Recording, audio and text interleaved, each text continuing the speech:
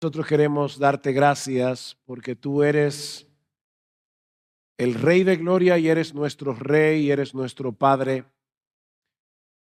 Concédenos ahora por tu Espíritu la gracia de exponer fielmente tu palabra, porque te lo pedimos en su precioso nombre. Amén y amén.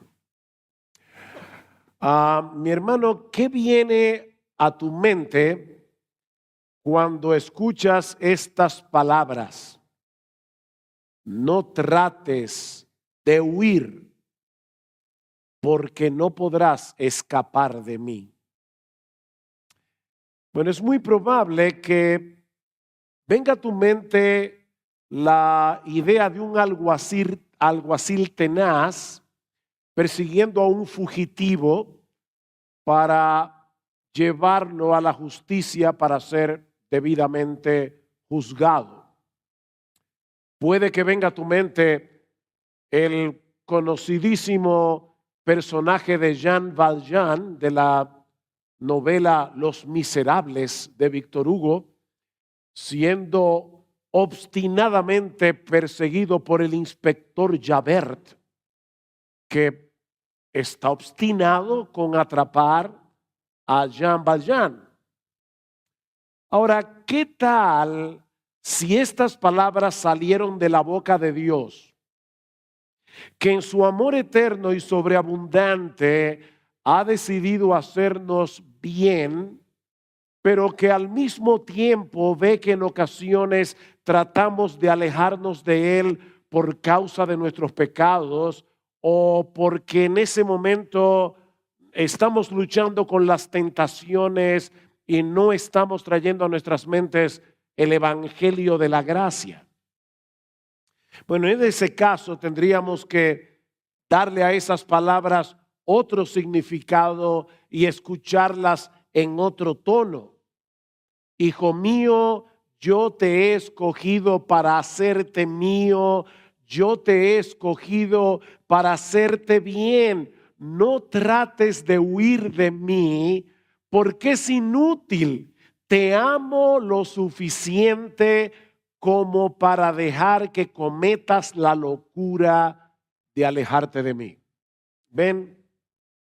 Son dos significados muy diferentes, aunque la frase sea muy similar. Bueno, yo supongo que eso era lo que el salmista tenía en mente cuando escribió el Salmo 139. Yo les pido por favor que vayan en sus Biblias al Salmo 139 y particularmente los versículos 7 al 12 que vamos a considerar en esta tarde al tratar el tema de la omnipresencia de Dios. Ahora, para poder tomar el contexto, vamos a leer desde el versículo 1 hasta el versículo 12 y luego los versículos 17 y 18. Dice así la palabra del Señor. Oh Jehová, tú me has examinado y conocido. Tú has conocido mi sentarme y mi levantarme. Has entendido desde lejos mis pensamientos y todos mis caminos te son conocidos. Pues aún no está la palabra en mi lengua y he aquí, oh Jehová, tú la sabes todas. Detrás y delante me rodeaste y sobre mí pusiste tu mano. Tal conocimiento es demasiado alto para mí, maravilloso para mí, alto es, no lo puedo comprender. Y aquí está mi texto. ¿A dónde me iré de tu espíritu? ¿A dónde huiré de tu presencia? Si subiere los cielos, allí estás tú. Y si en el Seol hiciere mi estrado, he aquí allí tú estás. Si tomare las alas del alba y habitar en el extremo del mar, aún allí me guiará tu mano y me asirá tu diestra. Si dijere, ciertamente las tinieblas me encubrirán, aún la noche resplandecerá alrededor de mí. Aún las tinieblas no encubren de ti y la noche resplandece como el día. Lo mismo te son las tinieblas que la luz. Versículo 17.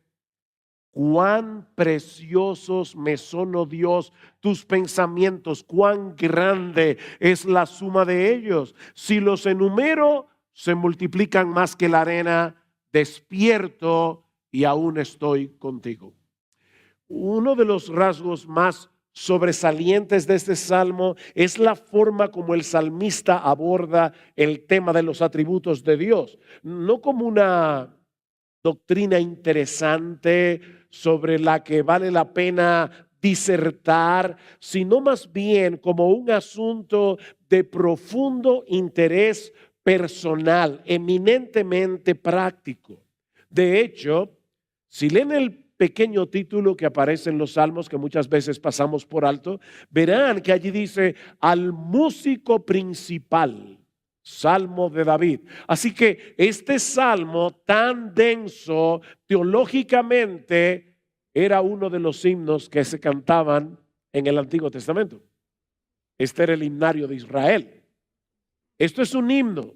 Lamentablemente no son muchos los himnos con un contenido como este los que se cantan en el día de hoy en muchas iglesias. Sin embargo, mis hermanos, este es un tratado de teología aplicada.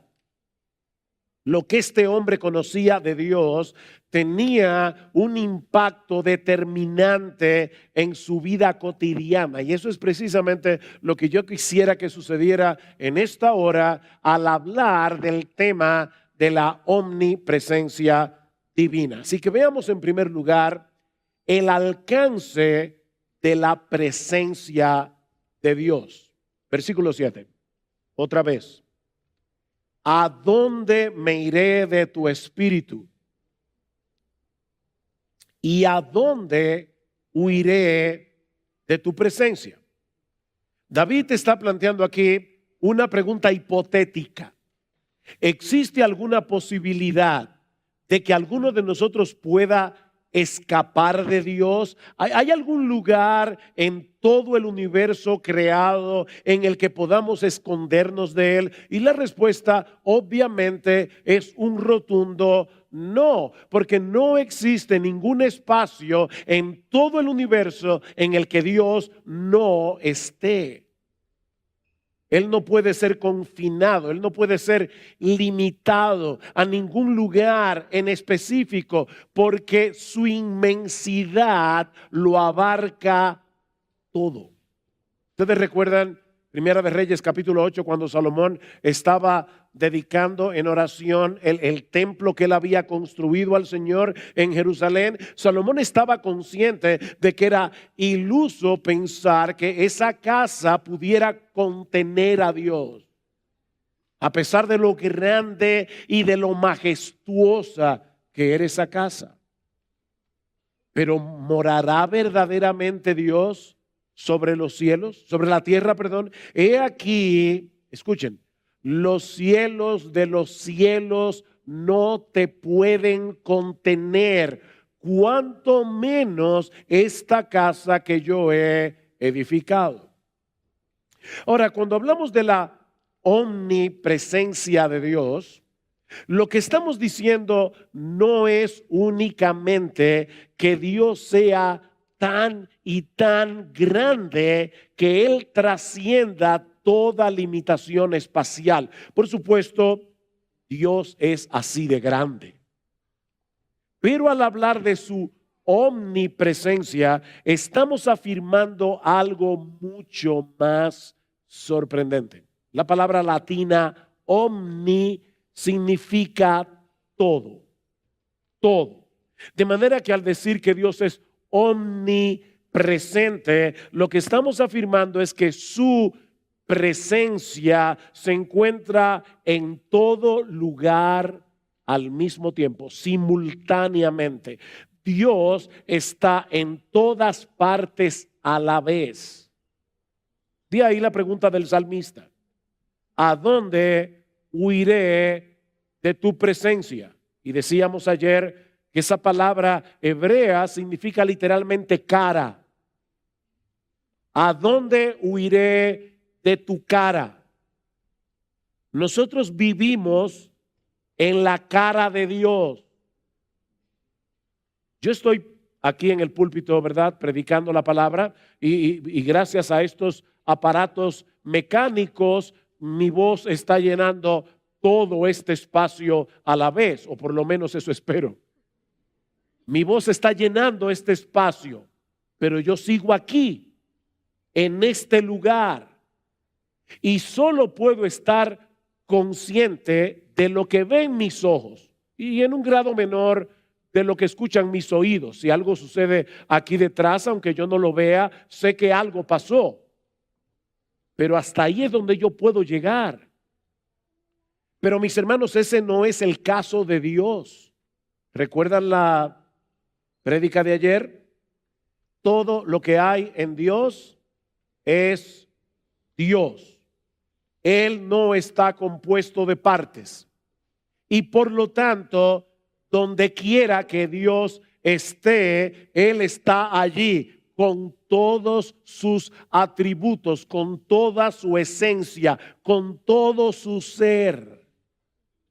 Jeremías 23, ¿soy yo Dios de cerca solamente, dice Jehová, y no Dios desde muy lejos? ¿Se ocultará alguno, dice Jehová, en escondrijos que yo no lo vea? ¿No lleno yo, dice Jehová, el cielo y la tierra? Cuando Adán y Eva pecaron contra el Señor en Génesis capítulo 3, versículo 8, ¿qué quisieron hacer ellos? Ellos quisieron esconderse de Dios. Pero mis hermanos, esto es tan absurdo como lo que hacíamos muchos de nosotros, por lo menos yo cuando estaba pequeño. Uno se acostaba en la noche. En mi pueblo donde yo nací, tenían la costumbre de hacer muchas historias de fantasmas, de muertos que salían por la noche. Y obviamente ustedes se pueden imaginar un niño de 8, 9 años, habiendo escuchado todas esas historias, luego por la noche yo quería esconderme. ¿Dónde me escondía? Debajo de la sábana. Como si la sábana fuera un lugar lo suficientemente, qué sé yo, lo suficientemente bueno para esconderse de algún peligro. Bueno, mis hermanos, así de absurdo es pensar que nosotros podemos huir de Dios. Porque Él no solo trasciende el espacio, Él está presente con todo su ser en todo lugar al mismo tiempo. Vean una vez más el versículo 8. Si subiera a los cielos, allí estás tú. Y si en el Seol hiciere mi estrado, he aquí allí tú estás. Este es un intento de escape vertical, ¿verdad? Puedo tratar de subir a lo más alto, puedo tratar de descender a lo más bajo. Sería completamente inútil porque Dios está en los dos extremos y en todo lo que hay en el medio. De hecho, noten que 2 veces dice, versículo 8, si subiera a los cielos, allí estás tú, todo tú. Y si en el Seol hiciere mi estrado, he aquí allí tú, todo tú, estás ahí. O puedo intentar un escape horizontal, pero el resultado sería exactamente el mismo. Versículo 9, si tomare las alas del alba y habitar en el extremo del mar, aún allí me guiará tu mano y me asirá tu diestra. El sol, ¿verdad?, se levanta en el este y desde la perspectiva de Israel, el mar Mediterráneo se encuentra en el oeste. De manera que si aún fuera posible huir con la rapidez de la luz a cualquiera de los dos extremos, al este o al oeste, sería completamente inútil. Y obviamente David no podía saber que la luz se desplaza en el vacío a una velocidad de 300,000 kilómetros por hora. Pero él sí sabía que ningún objeto se mueve más rápido que la luz. Cuando llegan los primeros rayos de la aurora, la luz se mueve de un extremo hacia el otro con una rapidez sorprendente, asombrosa. Y David está diciendo, si aún fuera posible, subirse en uno de esos rayos de luz y tratar de huir lo más lejos posible del horizonte, aún así sería imposible salir del alcance de la mano de Dios. Esa fue la lección que Jonás aprendió a la mala. ¿Recuerdan cuando Jonás quiso evadir la encomienda de ir a predicar a Nínive? Se embarcó en una embarcación para huir al extremo opuesto, a Tarsis, probablemente a las costas de España, pero allí en medio del mar Mediterráneo se encontró cara a cara con la presencia de Dios. Pero el salmista quiere agotar todas las posibilidades. Así que ahora él se pregunta si acaso él pudiera ocultarse de Dios bajo el manto de la oscuridad y de la noche. Versículo 10. Versículo 11. Si dijere, ciertamente las tinieblas me encubrirán, aún la noche resplandecerá alrededor de mí, aún las tinieblas no encubren de ti, la noche resplandece como el día, lo mismo te son las tinieblas que la luz. Mis hermanos, todo intento de escapar de Dios es inútil.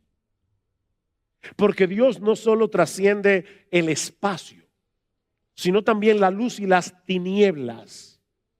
Aunque pudieras esconderte en el lugar más oscuro del planeta, el Dios omnisciente, el Dios omnipresente te vería y te escudriñaría como si estuvieras en el lugar más iluminado del mundo. Dice el salmista en el Salmo 98, has puesto nuestras iniquidades delante de ti. Oigan esto, hermano, nuestros pecados secretos a la luz de tu presencia. ¿Tú crees que alguna vez has hecho algo de lo que nadie se enteró? Bueno, ese nadie es relativo. Porque si hubo alguien que se enteró, no podemos ocultarnos de Dios. Es imposible. ¿Qué dice Pablo a los atenienses en Hechos capítulo 7, versículo 28? Porque en él vivimos, nos movemos y somos. Todo el tiempo estamos en la presencia de Dios. Dice el autor de la carta a los Hebreos, Hebreos capítulo 4, versículo 13, que no hay cosa creada que no sea manifiesta en su presencia, antes bien todas las cosas. Pastor, ¿y qué significa en griego todas las cosas? Todas las cosas. Todas las cosas. Todas las cosas, incluyéndote a ti, incluyéndome a mí, están desnudas y abiertas a los ojos de aquel a quien tenemos que darle cuentas. Decía C.S. Lewis, podemos ignorar la presencia de Dios, pero no podemos evadirla. El mundo está lleno de Él. Y me encanta esta frase. Dice Lewis, Él anda por todas partes de incógnito. No lo ves, no te apercibes, pero Él está ahí. Ahora, si somos creyentes, ese intento de escapar es innecesario. Porque yo me imagino que ya algunos deben estar aterrados. Ese intento de escapar, si tú eres creyente, es innecesario. Porque ese Dios omnisciente, ese Dios omnipresente, es ahora nuestro Padre por causa de nuestra unión con Cristo. Todos los que hemos sido perdonados, reconciliados en Él, no tenemos motivos para vivir aterrados por el hecho de vivir en la presencia de Dios. Sí debemos vivir en temor reverente, pero no aterrados. Si eres creyente. Si no eres creyente, tienes todas las razones del mundo para vivir en terror. Pensemos por un momento en una pareja de esposos que se aman intensamente. Los dos quieren vivir el uno junto al otro todo el tiempo. Yo no me imagino a un esposo que ama intensamente y genuinamente a su esposa pensando de esta manera: qué fastidio con esta mujer. Quiere estar conmigo todo el tiempo y no me deja tranquilo para poder mirar a otras mujeres. ¿Qué les parece? Bueno, mis hermanos, así es de absurdo el hecho de que alguien profese ser creyente, profese conocer al Dios lleno de gracia, al Dios lleno de bondad, que en Cristo ha venido a ser nuestro Padre, pero al mismo tiempo quisiera mantener a Dios lejos o por lo menos a una distancia prudente para poder pecar tranquilo. Para el creyente no existe un privilegio más grande ni un consuelo más profundo que el hecho de saber que estemos donde estemos, en las circunstancias que sea, estamos en la presencia de Dios. Versículo 10. Aún allí me guiará tu mano, aún allí me asirá tu diestra. Mis hermanos, es en la presencia de Dios, dice David en el Salmo 16, donde hay plenitud de gozo, delicias a su diestra para siempre. Sin embargo, como les decía hace un momento, el incrédulo sí tiene todas las razones del mundo para vivir aterrado por la presencia de Dios. Porque si bien es cierto que Dios está completamente presente en todo lugar, con todos sus atributos, eso no significa que su presencia se manifieste de la misma manera en todo lugar y circunstancia. Lo que nos lleva a nuestro segundo encabezado.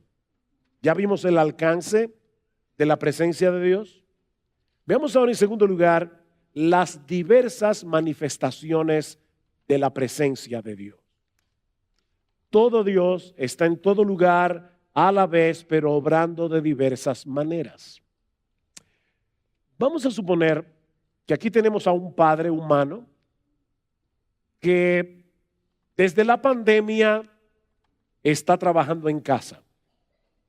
La esposa salió a hacer una diligencia, así que le dijo: mi amor, por favor, cuida al bebé.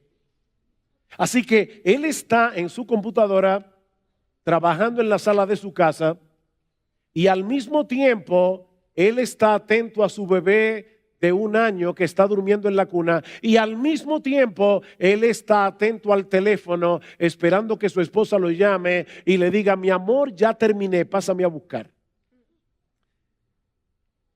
Fíjense, este hombre está presente como empleado trabajando, como papá cuidando al bebé y como esposo esperando la llamada de la esposa. Bueno, apliquen eso a Dios en un sentido infinito. Y verán que Dios está presente en todo lugar, pero haciendo un montón de cosas a la vez, algunas de ellas muy distintas entre sí. Él está en todo lugar a la vez, sustentando su creación, examinando y juzgando a los malos y bendiciendo a los suyos. Todo a la vez. Déjenme explicar esto brevemente. Dios está presente en todo lugar sustentando la creación. Los científicos le llaman a esto las leyes de la naturaleza. ¿Por qué razón nuestro planeta va girando rotativamente tras su movimiento de rotación su movimiento de traslación alrededor del Sol en una forma ovalada a una rapidez tan y tan rápido que si de repente el planeta pegara un frenazo, tú y yo pararíamos en Plutón. La pregunta es, ¿qué es lo que mantiene al planeta girando? Bueno, los científicos dan su explicación, pero ¿saben cuál es la explicación? Que Dios está atento a este planeta. Los científicos le llaman las leyes de la naturaleza, pero eso es un apellido, eso es un apodo para decir la mano de Dios. Él está sustentando la creación, manteniendo en funcionamiento todo lo creado. Colosenses 1:17, Pablo dice que es por medio de Cristo que todas las cosas se mantienen cohesionadas, formando un todo coherente, como dice el texto. El autor de la carta a los Hebreos dice que Él es quien sustenta todas las cosas con la palabra de su poder o con su palabra poderosa. Hebreos 1:3. Pero la Biblia también nos enseña que Dios está presente en todo lugar por medio de su autoridad y su justicia, examinando las acciones de los impíos y en su momento les dará su merecido. Por ejemplo, dice en Génesis capítulo 18, versículo 21, que Dios descendió sobre Sodoma y Gomorra para castigarlos por sus pecados. ¿Quiere esto decir que Dios se movió desde el cielo? No, en el cielo está el trono de Dios, pero como decía el puritano Stephen Charnock, el cielo no es la prisión de Dios. La idea no es que Dios se movió. Esto es lo que se conoce en la Biblia, ¿verdad? O en teología, mejor dicho, como un antropomorfismo. Dios usa palabras, ideas, metáforas para que tú y yo, seres humanos limitados, podamos entender a Dios. Decía Juan Calvino que Dios balbucea en su palabra para que tú y yo podamos entender. ¿Usted ha visto esos padres que a los niños de 1 año? Bueno, eso es lo que hace Dios a través de su palabra para que tú y yo podamos entender. Y nos rompe la cabeza. Este es el balbuceo de Dios. Lo que ese texto quiere decir es que el Dios omnipresente decidió traer sus justos juicios sobre Sodoma y Gomorra por causa de su maldad. Él no se había movido del lugar, pero su juicio descendió sobre ellos. Dice en Isaías 59:2, hablando de Israel, que sus iniquidades habían hecho separación entre vosotros y vuestro Dios, y vuestros pecados le han hecho esconder su rostro de vosotros para no escucharlos. ¿Se dan cuenta, hermanos, que no se trata de una distancia física, sino relacional? Hace unos años estaba dándole consejería a un par de esposo, esposa, que estaban muy mal entre ellos. Y los dos estaban sentados en un sofá, ella lo más pegada de este lado, él lo más pegado de este lado. Dos esposos pueden estar en el mismo lugar, en la misma habitación, en el mismo sofá y estar a kilómetros de distancia, relacionalmente hablando. Es una distancia relacional. Y eso es lo que está sucediendo aquí. Los israelitas querían la bendición de Dios, pero no querían arrepentirse de sus pecados, no querían dejar atrás sus iniquidades, y eso había hecho una separación relacional entre ellos y Dios. Así que Dios está presente en toda su creación, gobernando su creación. Él está presente en todo lugar, examinando y juzgando a los malos. Pero la mayoría de las veces en que la Biblia habla de la presencia de Dios, lo hace para hablar de cómo Dios está en medio de su pueblo para bendecirlo. Casi siempre en la Biblia se asocia la presencia de Dios con la bendición de Dios. Ustedes recuerdan cómo Pablo en Efesios capítulo 2, versículo 12, comparando cómo estaban los efesios cuando todavía no conocían al Señor Jesucristo antes de su conversión. Pablo les dice que ustedes estaban separados de Cristo, alejados de la ciudadanía de Israel, ajenos a los pactos de la promesa, sin esperanza, sin Dios en el mundo, pero ahora en Cristo Jesús. Vosotros que en otro tiempo estabais lejos, habéis sido hechos cercanos por la sangre de Cristo. Otra vez, hermanos, y perdonen que insista en eso, Pablo no está hablando aquí de que ellos estaban lejos de Dios físicamente, es una lejanía relacional. Y ahora estaban cerca. El teólogo Matthew Barrett lo explica con este ejemplo. Supón que tú estuvieras en un bote de motor y se descompone a 100 yardas de una isla. La gente de la isla es buena gente, por lo que atan una cuerda a tu bote, regresan a la isla y comienzan a alarte. Pregunta, ¿qué es lo que se mueve? ¿El bote o la isla? Obviamente el bote. Pero ¿cómo lo percibes tú que estás en el bote?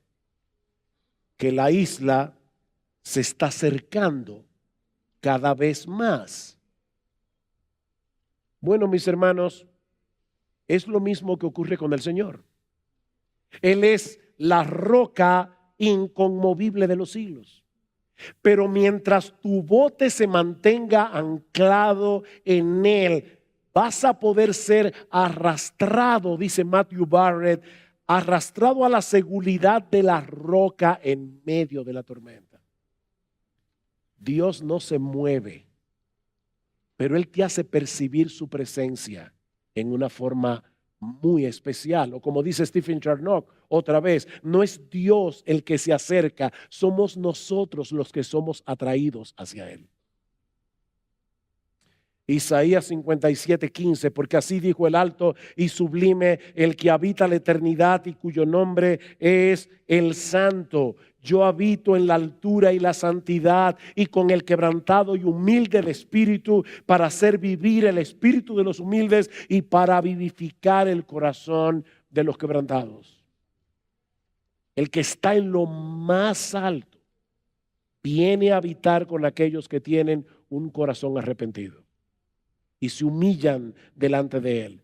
De manera, mis hermanos, que Dios está presente en todo lugar, pero obrando de maneras muy diversas a la vez. Él está sosteniendo el universo, Él está juzgando y castigando a los impíos, Él está bendiciendo a los suyos. Por eso, ¿cómo bendecía el sacerdote, el sumo sacerdote, a los hijos de Israel? Números capítulo 6, ese es uno de mis pasajes favoritos. Así bendecirás a los hijos de Israel. Jehová te bendiga y te guarde. Jehová haga resplandecer su rostro sobre ti y tenga de ti misericordia. El Señor alce su rostro sobre ti y te dé paz. Esa es la bendición de estar en la presencia de Dios. De hecho, es en ese sentido que debemos entender la presencia de Dios en diversos lugares a través de la historia redentora. Dios estaba en el huerto del Edén, se paseaba por el aire del día. Dios estaba en el tabernáculo, Dios estaba en el templo. Ahora pregunta, ¿es que Dios estaba en el huerto del Edén con más de su esencia que lo que estaba en el resto del planeta? Por supuesto que no. Él es simple. Él está en todo lugar, con todos sus atributos al mismo tiempo. Pero Él estaba allí bendiciendo ese lugar en una forma muy especial. Y todo esto nos lleva a mi tercer encabezado. Ya vimos el alcance de la presencia de Dios, las manifestaciones de la presencia de Dios. Veamos ahora en tercer lugar la presencia de Dios en el nuevo pacto. La presencia de Dios en el nuevo pacto. Mis hermanos, ¿cuál es la manifestación más gloriosa, más extraordinaria, más sorprendente de la presencia de Dios? ¿Cuál es? Jesucristo. ¿Qué le dice el ángel a María Ese niño se llamará Emmanuel, que traducido es Dios con nosotros. A través del Antiguo Testamento, Dios había hecho una serie de pactos con su pueblo, promesas a las que Dios había añadido un juramento. ¿Y cuál era la promesa esencial de todos esos pactos? Yo seré vuestro Dios, ustedes serán mi pueblo. La versión que más me gusta es la de Levítico 26:12. ¿Cuándo fue la última vez que leíste Levítico? Si hace mucho te perdiste esta promesa. Andaré entre vosotros y yo seré vuestro Dios y vosotros seréis mi pueblo. Andaré entre vosotros. Mis hermanos, ¿a qué les suenan esas palabras? Juan capítulo 1, versículo 1 y 14. En el principio era el verbo era con Dios, el verbo era Dios y aquel verbo se hizo carne y habitó entre nosotros y vimos su gloria, gloria como del unigénito del Padre, lleno de gracia y de verdad. Lo que Mateo nos está queriendo decir, Emmanuel, Dios con nosotros, lo que Juan nos está queriendo hacer ver es que en Cristo se cumplen plenamente las promesas de todos esos pactos del Antiguo Testamento, porque en él habita corporalmente toda la plenitud de la deidad. La segunda persona de la Trinidad, Dios el Hijo, se hizo hombre para morir por nosotros en una cruz, reconciliarnos con Dios, de modo que ahora tú y yo podamos disfrutar de la bendición de su presencia en nuestras vidas. Pero eso no termina ahí. Él ascendió a los cielos después de su muerte y de su resurrección, pero nos envió a su Espíritu para hacer de nosotros su morada, para hacer de nosotros templos del Dios viviente. ¿Recuerdan ustedes, mis hermanos, cómo comienza Juan capítulo 14, versículo 1? No se turbe vuestro corazón, creéis en Dios, creed también en mí. En la casa de mi Padre muchas moradas hay. Si así no fuera así, yo se lo hubiera dicho. Pero voy pues a preparar lugar para vosotros. Mientras nosotros estemos aquí en la tierra y Cristo no había entrado en el cielo, mostrando su sacrificio perfecto, no había lugar para nosotros en el cielo.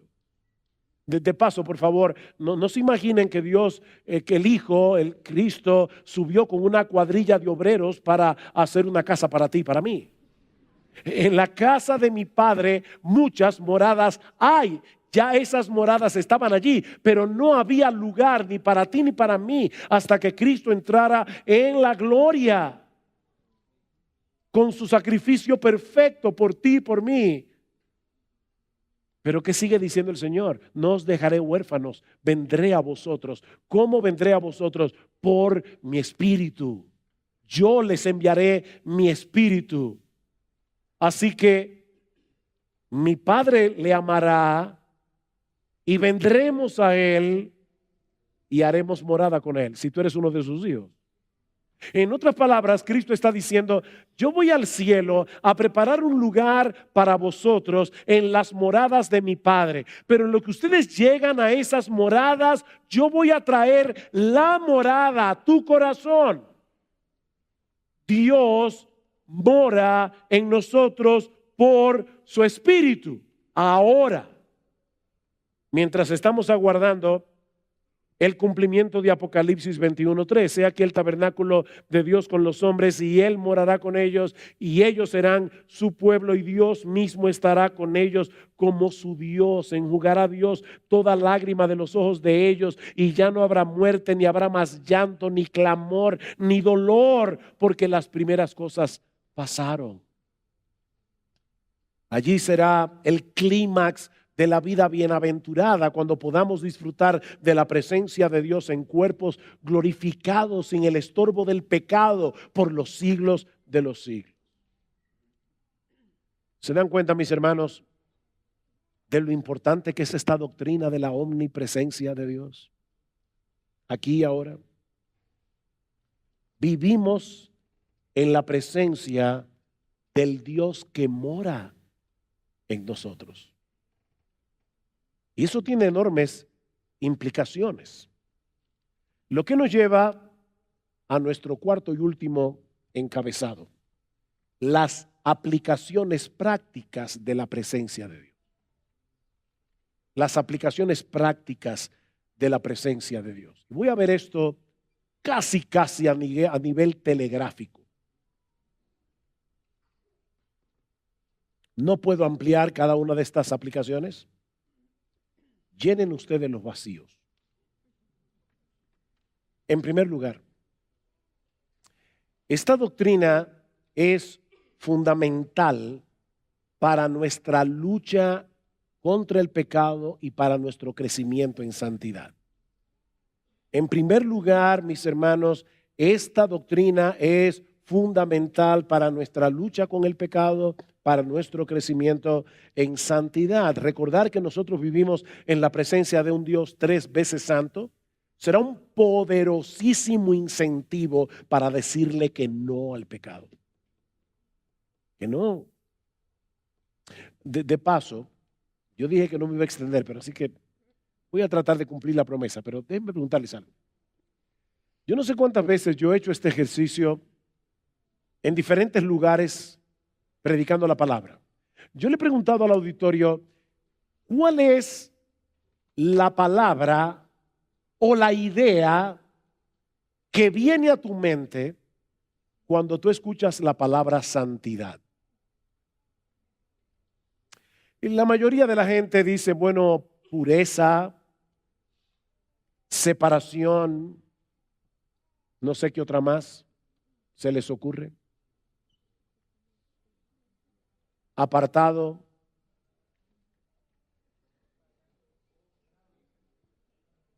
Limpio.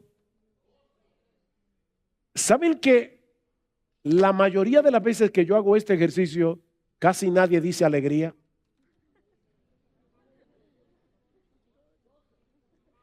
Porque lamentablemente el diablo nos ha convencido de que la verdadera alegría y el verdadero gozo no se encuentran del lado de la santidad de Dios. Pero eso es una mentira diabólica. Todo lo que hacemos lo hacemos en la cara de Dios, teniendo a Dios morando en nuestro corazón.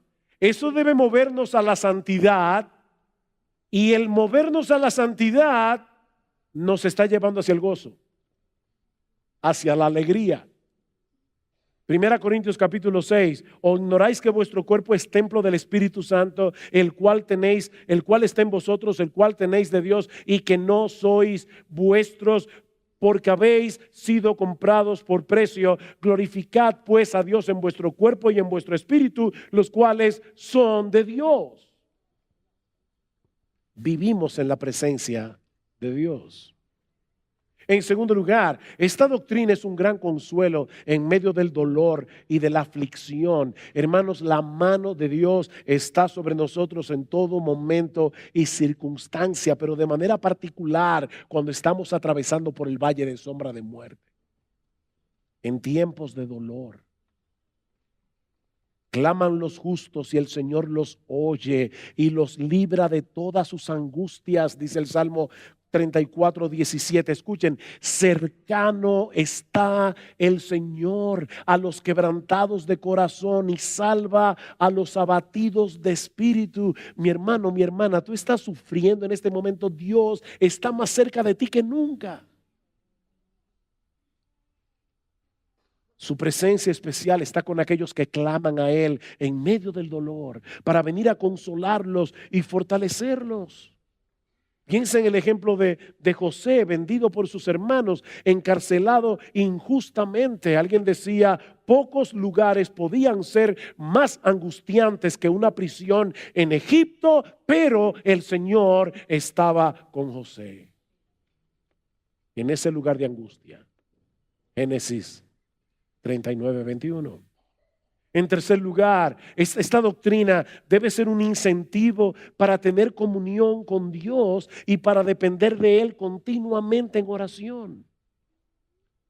Mis hermanos, Él ha prometido estar con nosotros todos los días hasta el fin del mundo, sobre todo cuando estamos inmersos en el cumplimiento de la encomienda de hacer discípulos. Él está contigo, Él está ahí. Aprovecha todo momento para tener comunión con Él, para estar en una continua y deleitosa comunión con Él. Estás manejando, vas hacia el trabajo, te vas a encontrar con un cliente, tal vez no precisamente con el más agradable, con el más fácil de tratar. Señor, yo sé que estoy en tu presencia. Por favor, ayúdame. Por favor, dame paciencia. Dame sabiduría, dame gracia para poder tratar con este hombre. Aprovecha, mi hermano. Yo a veces pienso, en serio, y me duele cuando lo pienso. A veces me imagino al Señor como, ¿usted alguna vez ha estado en una boda donde lo sientan en la mesa en la que usted no conoce a nadie? Sí. Y está todo el mundo, ¿te acuerdas cuando fuimos juntos? Y tú estás en la luna de Valencia. Tú no entiendes nada, tú estás fuera de lugar. Te ignoran por completo. En ese momento tú eres invisible. De verdad, a veces yo me imagino al Señor en nuestra casa completamente ignorado. Él está ahí. Habla con Él. Ábrele tu corazón. Cuéntale lo que te preocupa. Aún comparte con Él tus quejas. Saben, hermano, no es lo mismo quejarse de Dios que quejarse con Dios. Lee los salmos y allí te vas a encontrar con hombres muy sinceros que le dicen a Dios, como el salmista en el Salmo 13, ¿hasta cuándo? ¿Hasta cuándo? ¿Hasta cuándo? ¿Hasta cuándo? 4 veces en 2 versículos. ¿Hasta cuándo, Señor? No es lo mismo quejarte de Dios que quejarte con Dios. Ábrele tu corazón, que Él está ahí, a tu lado, 24/7. En tercer lugar, en cuarto lugar, la omnipresencia de Dios debe ayudar a los creyentes a luchar con el temor. A luchar con el temor. Alguien ha dicho, donde quiera que las pruebas te encuentren, escucha su promesa. No temas porque yo estoy contigo. No desmayes porque yo soy tu Dios que te esfuerzo. Siempre te ayudaré. Siempre te sustentaré con la diestra de tu justicia. Siempre. En quinto lugar, el hecho de que Dios manifieste su presencia especial en medio de su adoración y de su palabra debería traernos con expectativa a adorarle junto a su iglesia cada domingo. Cada domingo.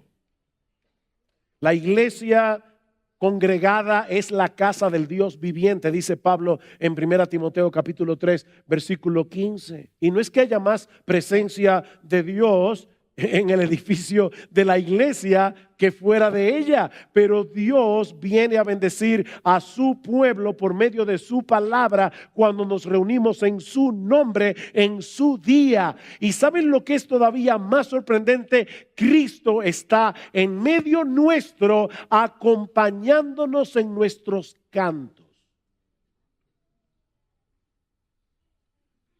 Pastor, ¿y de dónde usted saca eso? De Hebreos capítulo 2. Dice en Hebreos capítulo 2, Cristo citando, o el apóstol aquí al autor de Hebreos, citando el Salmo 22, dice Hebreos capítulo 2, versículo 12, dice que el Señor está allí diciendo, anunciaré a mis hermanos tu nombre, ese es Cristo, en medio de la congregación te alabaré. En medio de la congregación te alabaré. Edmund Clowney dice al respecto, hablando de este texto, por la presencia de su Espíritu, el Señor mismo está presente en su congregación mientras adoramos. En la congregación, dice Clowney, Jesús canta las alabanzas al Padre. ¿Te imaginas eso? Nosotros estamos allí cantando y Jesús está ahí al lado tuyo, cantando junto contigo.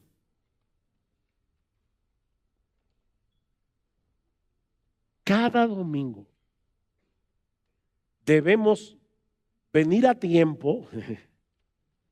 ¿Tú eres de los que llega tarde al culto? Recuerda, se puede tener excusas para llegar tarde, solo que deben ser aceptadas por el que te invitó. Y el que te convocó fue Cristo mismo. Así que no hay problema en que llegues tarde, siempre que tu excusa sea válida para Él. Llega todo lo tarde que tú quieras, siempre que Él lo acepte. Y faltar, pastor, también. Tú puedes faltar al culto del domingo siempre que Cristo acepte tu excusa, porque Él fue que te invitó. No fue el pastor de la iglesia o los pastores, fue el Señor mismo. Y recuerda, Él está allí esperando que comience a mí me sorprende que Dios, el Dios de los cielos, nos diga, pongan ustedes la hora y yo voy a estar ahí. El culto es a las 10, a las 11. Y Cristo, que es omnipresente, está allí cantando junto contigo y conmigo. Sorprendente. Ven con un corazón preparado para encontrarte con Dios, para escuchar su voz a través de su palabra predicada. ¿Tú sabías que cada vez que un hombre se para en el púlpito, un hombre de carne y hueso, y está predicando fielmente la palabra de Dios, tú estás escuchando la voz misma de Dios? El que a vosotros oye, a mí me oye, dice Jesús. Y el que a vosotros desecha, a mí me desecha. Sí, no estamos viendo el monte que humea, no estamos escuchando el sonido de la trompeta, no estamos viendo el humo, pero como decía ayer Bert Parson cuando leyó Hebreos capítulo 12, nosotros nos hemos acercado a un lugar que es todavía más impresionante que el monte Sinaí, porque aquel monte era un monte físico. Nosotros nos estamos acercando a la presencia real de Dios cuando nos congregamos para adorarle. Jehová dijo así: el cielo es mi trono, la tierra el estrado de mis pies. ¿Dónde está la casa que me habréis de edificar y dónde el lugar de mi reposo? Mi mano hizo todas estas cosas. ¿Y de verdad ustedes creen que yo voy a morar en una casa hecha por manos humanas? Ahora escuchen, así todas estas cosas fueron, dice Jehová, pero miraré a aquel que es pobre y humilde de espíritu y que tiembla ante mi palabra. Él está allí con aquel que tiembla ante su palabra. ¿Quieres disfrutar de una íntima y comunión con el Dios omnipresente? Acércate con un espíritu humilde, con un corazón sensible para escuchar su voz a través de la exposición de su palabra, no como un mero oidor olvidadizo, sino como un hacedor obediente, y comenzarás a experimentar un anticipo de lo que será estar en su bendita y gloriosa presencia por los siglos de los siglos. Amén. Gracias.